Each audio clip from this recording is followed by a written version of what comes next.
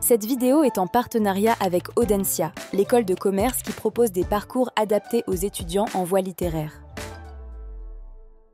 Bonjour Frédéric. Bonjour Samir. Un plaisir de t'avoir avec nous aujourd'hui pour parler cette fois-ci non pas de la filière ECG, mais de la filière BL. On va creuser notamment les attentes de l'épreuve pour les écoles de commerce, notamment la BCE, sur l'épreuve de français. Donc je vais te laisser d'abord te présenter.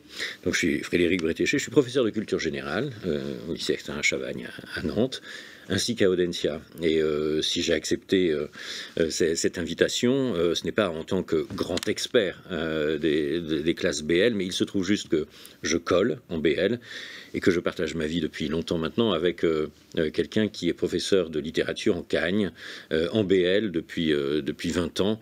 Et on en parle suffisamment pour qu'elle ait accepté de me déléguer la parole et que je dise quelques mots sur les BL. Super. Et tu es un ancien des prépas de la voie littéraire aussi? Alors oui, je suis un ancien préparationnaire, mais voie AL, mais les choses ont bien changé. J'appartiens à un autre siècle et même à un autre millénaire. N'en parlons pas davantage. Super. Alors la voie BL et notamment l'épreuve de français, c'est une épreuve assez particulière. Et la particularité première et la différence avec la voie L, c'est de ne pas avoir de programme spécifique et de thème. Comment appréhender cette épreuve qui est un peu un ovni dans les filières préparatoires et comme ça, devoir naviguer autour d'un immense océan de références et sans forcément avoir de thème ou de ligne directrice? Là, j'ai envie de dire, l'idéal, c'est d'arriver en classe préparatoire déjà avec un bagage de lecture, un bagage littéraire. Bon, force est de constater que ce n'est pas nécessairement le cas. Moi, je le vois bien quand je vais coller, les étudiants découvrent parfois les œuvres qu'ils sont en train de lire. Et c'est très bien, d'ailleurs, c'est très bien. Et il faut faire confiance à la stratégie que l'enseignante ou l'enseignant a mise en place pendant les 2 années d'Hippocagne et de Cagne pour couvrir un maximum et de siècles et de genres littéraires et de problématiques également. Donc là, c'est vraiment faire confiance. Et puis quand on se rend compte qu'il y a des choses qui manquent à notre palmarès de lecture, se sentir suffisamment coupable pour aller faire un tour du côté des livres et puis s'approprier ces livres qui sont en fait les grands classiques. Il faut d'abord s'appuyer sur une culture classique. Super, donc la lecture, ça fait partie intégrante du quotidien d'un étudiant en BL, surtout que finalement les enseignements représentent assez peu d'heures dans la semaine et de présence en cours. Donc forcément les profs vont donner une ligne directrice, mais est-ce que les étudiants sont invités aussi à explorer, à tenter, à lire plutôt du contemporain, du classique? Bon, voilà. Quelle part donner à cette partie exploratoire de liberté donnée aux étudiants? Alors d'abord, je pense que les enseignants, quand ils font un choix, c'est un choix qui n'est pas isolé, c'est un choix qui va ouvrir des échos à d'autres œuvres et ils ne se privent jamais d'y faire référence. Donc ça, c'est extrêmement important. Et puis ensuite, il y a la part de découverte personnelle, de culture intime de chaque candidat qui doit toujours de toute façon, parce qu'il est en classe préparatoire, il ne faut pas l'oublier, il prépare des concours, qu'il s'agisse de l'ENS, qu'il s'agisse des concours, enfin d'autres concours d'ailleurs, mais également les concours aux écoles de management. Il s'agit toujours de viser cela avec un objectif en tête, c'est de réussir une dissertation en couvrant un maximum de champs littéraires et de lire avec un crayon à la main, quoi. Enfin voilà, il faut faire le préparationnaire jusqu'au bout. Il y a le plaisir de la lecture, ça c'est absolument évident, mais au-delà du plaisir de la lecture, il y a aussi l'utilité de la lecture, et donc prendre un livre, annoter, repérer des éléments, des problématiques, des passages qui vont nous parler et sur lesquels on va pouvoir ensuite s'appuyer dans telle ou telle dissertation, des citations aussi, enfin le travail de préparationnaire classique, là pour le coup, quelle que soit la filière, en tout cas en lettres ou en philosophie, la démarche est toujours la même, rendre une lecture agréable et utile. Et donc faire en sorte que cette lecture soit utile pour les concours, et comme tu l'as dit, c'est d'avoir et de mener un travail préparatoire en plus de simplement profiter de cette belle lecture. Comment faire concrètement dans une semaine par exemple pour être capable de retenir le maximum de ces lectures? Est-ce que tu aurais des petits conseils, des petits tips à donner pour les étudiants? En réalité, alors c'est vrai qu'il y a beaucoup d'élèves qui lisent et puis qui retiennent l'histoire, grosso modo, et puis après, 1 semaine, 2 semaines, 3 semaines, 1 mois ou 2 mois après, mais il ne reste plus grand-chose, un titre, le nom vaguement de quelques personnages. Alors, je pense qu'il n'y a pas 36 solutions, enfin, en fonction de qui l'on est. Et je le dis d'autant plus librement que pour ma part, je n'ai jamais fiché de ma vie. Donc voilà, je ne donnerai pas de conseils impératifs. Cela dit, je me suis bien rendu compte que pour beaucoup, ficher, c'est quand même extrêmement important. C'est-à-dire, on a lu un livre, eh bien, on fait une fiche à côté avec les éléments essentiels, les grandes problématiques, alors le nom, l'auteur, etc., le mouvement, s'il appartient à tel ou tel mouvement littéraire, et puis les grandes problématiques qui ont été perçues, le nom des personnages pour être certain de pouvoir les remobiliser au moment s'il s'agit d'un roman, au moment de la dissertation, et de ne pas rester dans une espèce de flou en disant le personnage principal, bon, voilà. Donc être le plus précis possible de ce point de vue-là, et puis des passages à repérer, et puis quelques citations, mais grosso modo, c'est exactement ce qu'on demande également en ECG, hein, c'est pareil, c'est la même chose, avoir des fiches qui puissent être utilisables et mobilisables au moment des révisions. D'ailleurs, sur ce choix de lecture, des conseils, parce que parfois on voit et on constate dans certains rapports de jury la prédominance de certains courants, le XVIIe siècle, etc., qui sont récurrents, et parfois les rapporteurs expliquent que c'est problématique d'avoir dans une copie toujours le même siècle, etc. Sur cette diversité de lecture, est-ce que tu aurais un mot ? Oui, évidemment qu'il faut diversifier la lecture. Alors on comprend bien pourquoi le 16e ou le 17e. Le 17e, il y a beaucoup d'œuvres de théâtre, et ça prend pas très longtemps à lire. Donc évidemment, on va trouver beaucoup de choses qui auront permis aux étudiants d'avoir un vrai corpus, au XVIIe siècle, mais enfin, on n'est pas dans le roman du XIXe, quoi. Hein, donc, non, il faut vraiment diversifier ces approches, et en termes de siècle, bien entendu, et en termes également de genre littéraire. Voilà, et même aller faire un petit tour, quelques embardées du côté de la critique littéraire pour asseoir sa réflexion, même s'il est possible de faire d'une pierre deux coups parfois, c'est-à-dire de se servir d'un auteur qui a écrit à côté de son œuvre littéraire des textes critiques, et ça peut être aussi une façon intéressante de comprendre l'auteur, et puis de comprendre les autres auteurs ou les autres œuvres qu'il a pu lire. Super. Et d'ailleurs, s'agissant maintenant de la dissertation, l'épreuve en elle-même, c'est une épreuve en 6 heures pour l'ENS, mais qui bascule en 4 heures pour les écoles de commerce, et la BCE notamment. Des conseils à donner pour ce passage? Oui, alors ce n'est pas très évident de ce que moi j'ai compris, hein, puisque effectivement le format général reste le même, c'est-à-dire qu'on attend sur la base d'un sujet, une problématisation qui se présente à l'intérieur d'une introduction qui joue son rôle d'introduction, voilà. Et puis un développement en 3 temps, avec à l'intérieur en général 3 paragraphes, 3 arguments, et puis une conclusion. Bon, exactement ce qui se passe en somme pour l'ENS. La différence sans doute du fait du temps, c'est que le candidat ou la candidate pour l'épreuve aux écoles de management va faire le choix non pas de s'installer un peu longuement dans une référence, mais de tirer de la référence la substantifique moelle, et d'aller un peu à l'essentiel. Mais clairement, il faut s'entraîner. Parce que si on n'a fait que des épreuves de 6 heures, on risque de se retrouver coincé pour l'épreuve de 4 heures. On sait très bien qu'au concours, quelles que soient les épreuves, la chose la plus compliquée, c'est la gestion du temps. Donc, impossible de se présenter sans s'être jamais entraîné à composer en 4 heures. Donc, oui, il faut s'entraîner, mais je pense qu'en général, les collègues proposent des entraînements en 4 heures, ponctuellement sans doute, mais proposent des entraînements en 4 heures. Donc les attentes sont similaires globalement dans la correction, mais l'épreuve et le format changent, notamment avec cette gestion du temps. On est toujours sur une citation, c'est bien ça, sur les écoles de commerce. Comment analyser, et est-ce que tu as des conseils pour les étudiants pour cette analyse de cette citation qui est souvent de 4 ou 5 lignes, qui est assez complexe, et il va falloir en sortir un plan, une problématique, etc. Quelques conseils dans l'analyse du sujet ?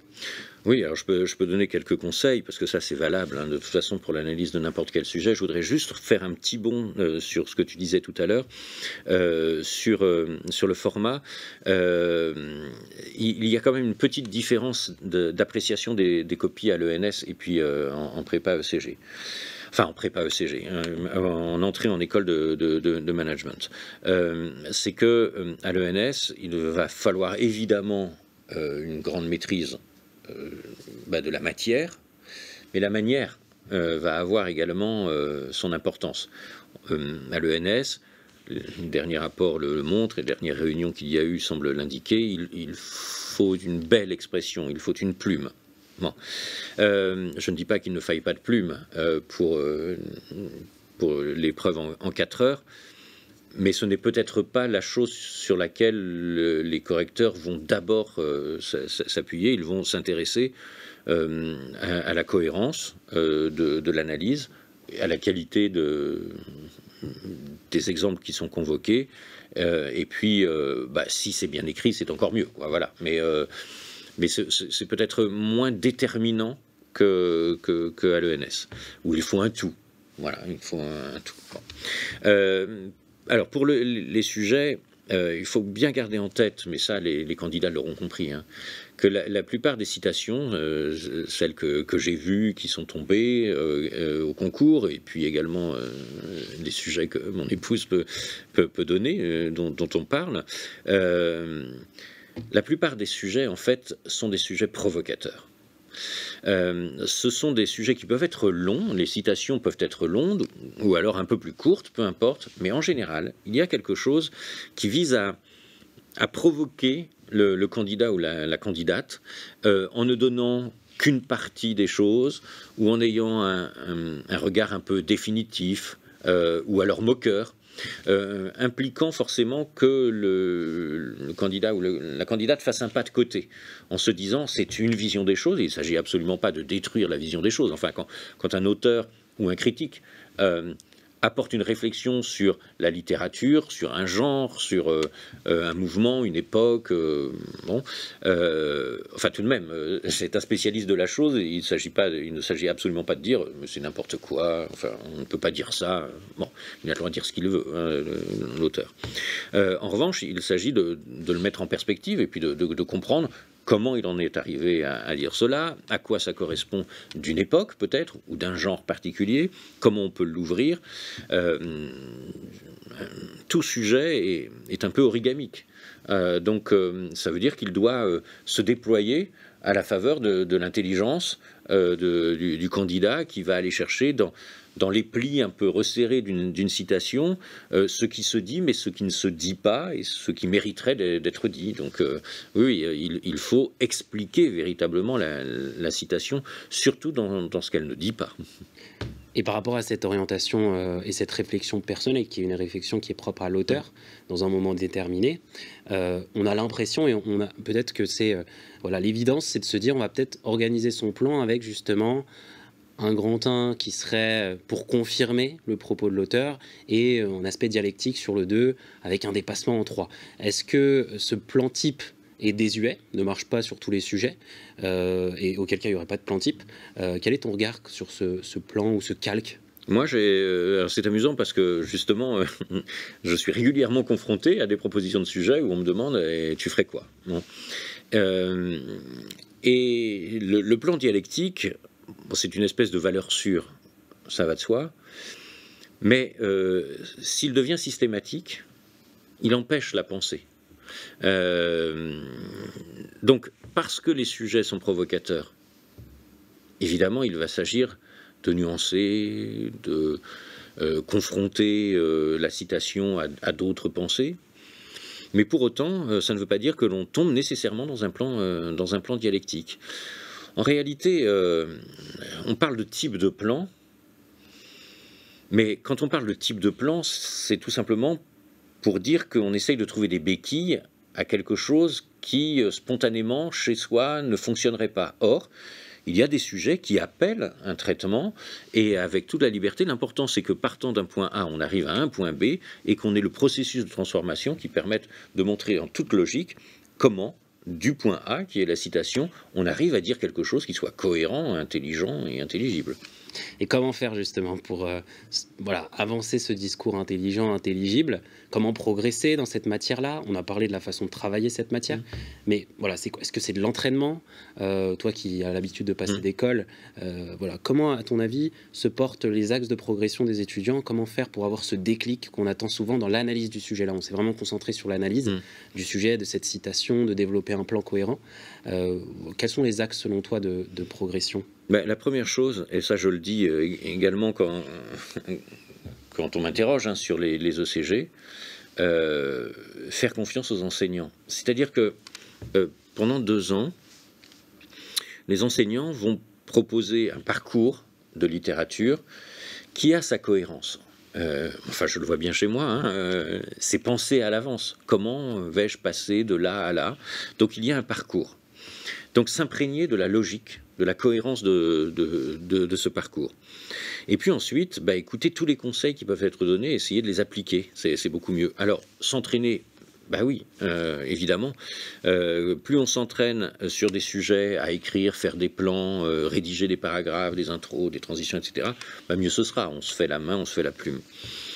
À l'occasion d'écoles, les écoles sont également un moyen merveilleux, parce que c'est un réservoir prodigieux de textes sur lesquels on s'est penché pendant un temps de préparation qui est long, 1 heure de préparation, et puis sur un temps de passage ensuite avec l'échange avec le correcteur. Donc là, on a mis le nez sur un passage, on en a vu toute la richesse, on s'est trompé parfois, mais justement la colle sert à remédier à l'erreur initiale, et c'est un vrai processus, mais la colle a quelque chose de très proche avec la dissertation.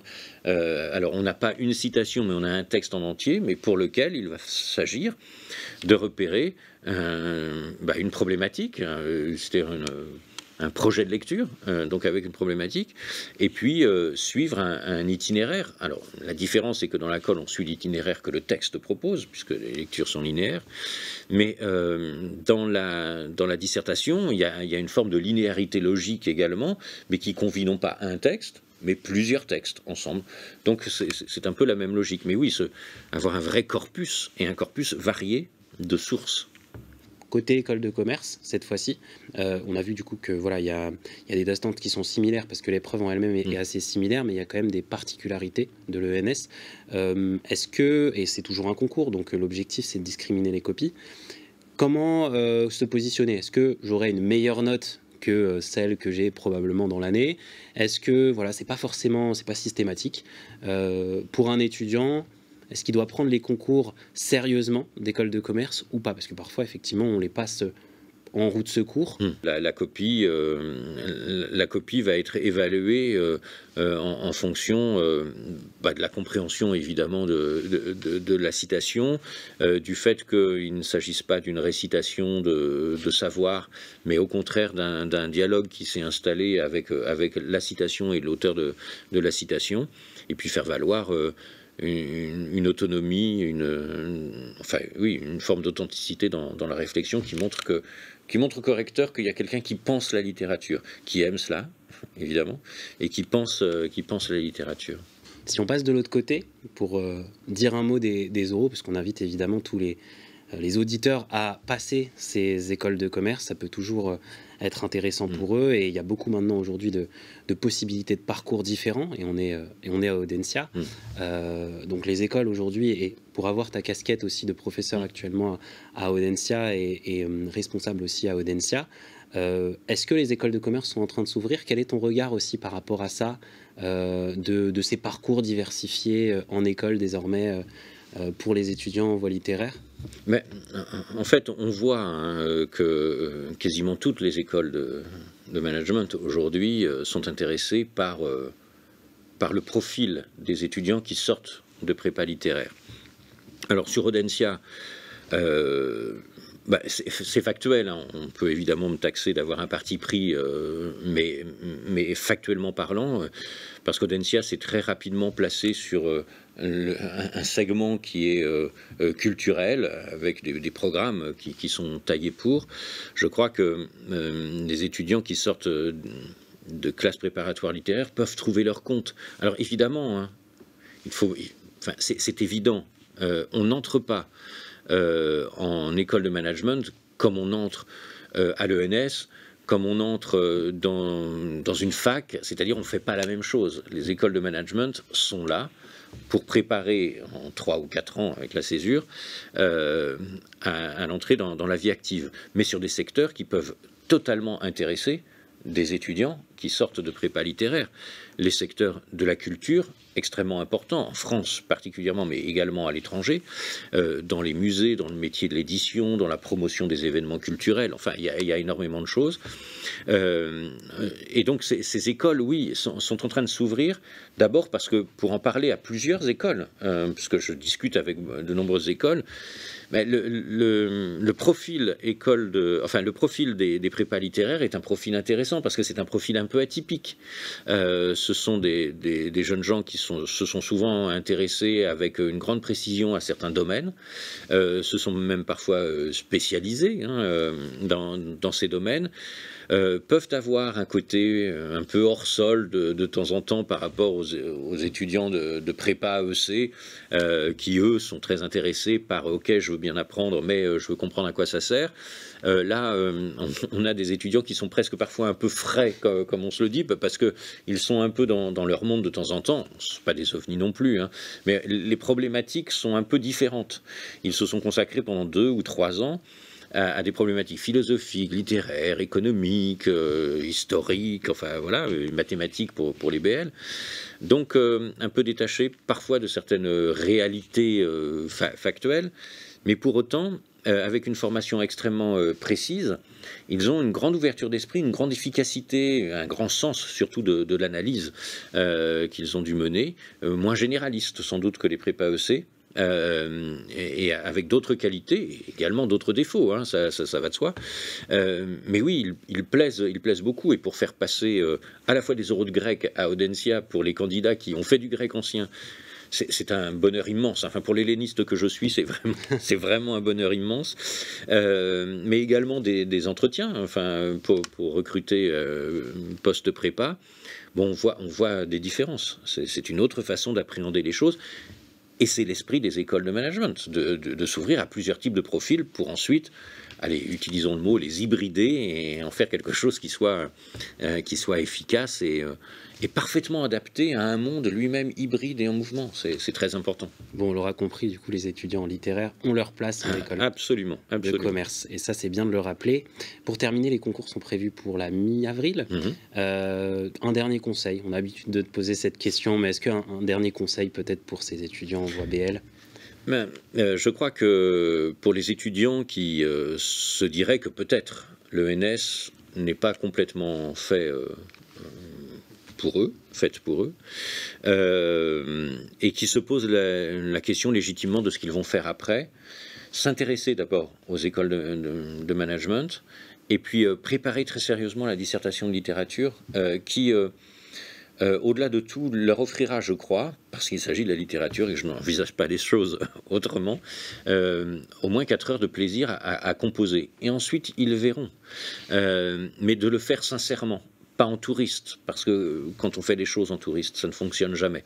Donc le faire avec le professionnalisme qui leur correspond traditionnellement, et aller voir ces écoles qui ont beaucoup à leur apporter.